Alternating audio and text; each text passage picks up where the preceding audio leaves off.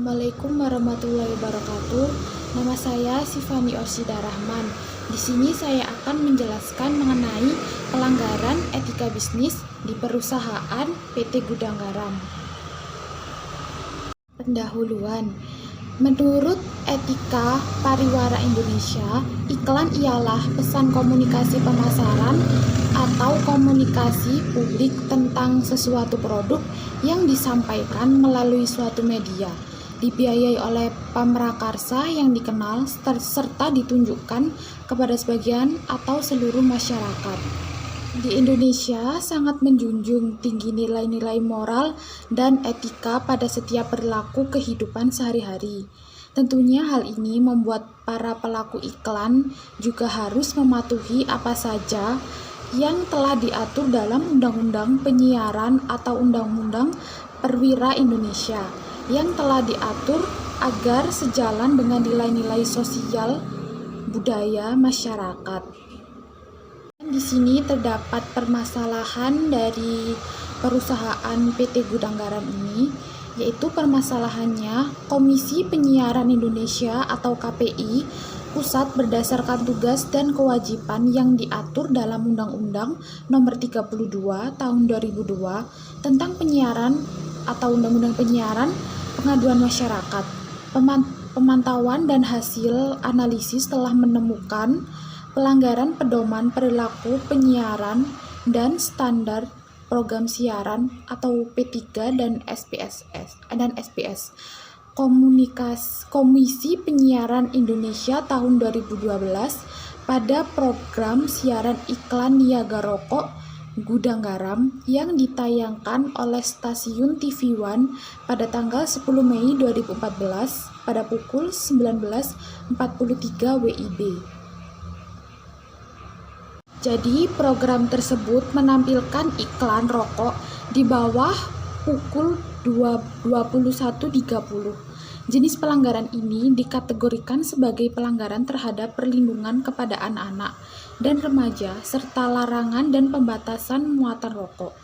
KPI Pusat memutuskan bahwa tindakan penayangan hal tersebut telah melanggar pedoman perilaku penyiaran Komisi Penyiaran Indonesia tahun 2012.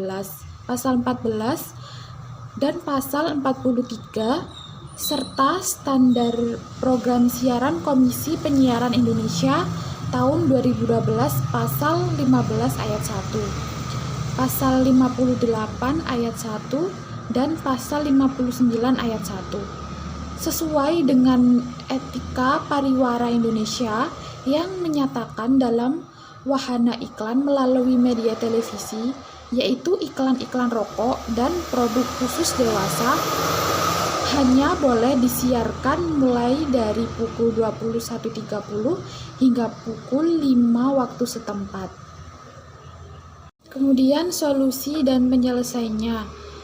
Untuk solusi untuk kasus pelanggaran etika dalam bisnis, khususnya untuk periklanan yang dilakukan oleh PT Gudang Garam Tbk, yakni di pasal 57 menyebutkan lembaga penyiaran swasta yang menyelenggarakan siaran iklan rokok di luar ketentuan sebagaimana dimaksud pada pasal 21 ayat 3 dikenai sanksi administrasi berupa denda administrasi untuk jasa penyiaran radio paling banyak 100 juta rupiah dan untuk jasa penyiaran televisi paling banyak 1 miliar rupiah.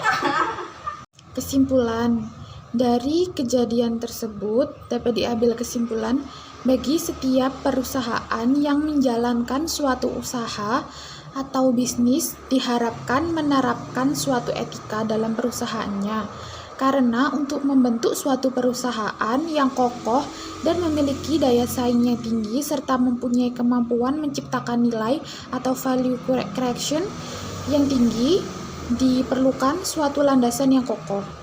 Jangan menganggap remeh suatu etika bisnis itu, karena etika tersebut sangat penting bagi kemajuan perusahaan itu sendiri.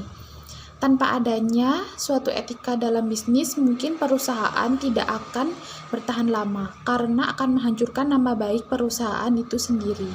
Oleh karena itu, wajib bagi semua perusahaan untuk menerapkan suatu etika bisnis dalam perusahaannya. Terima kasih. Mungkin itu saja yang dapat saya sampaikan. Apabila ada kesalahan kata, saya mohon maaf yang sebesar-besarnya.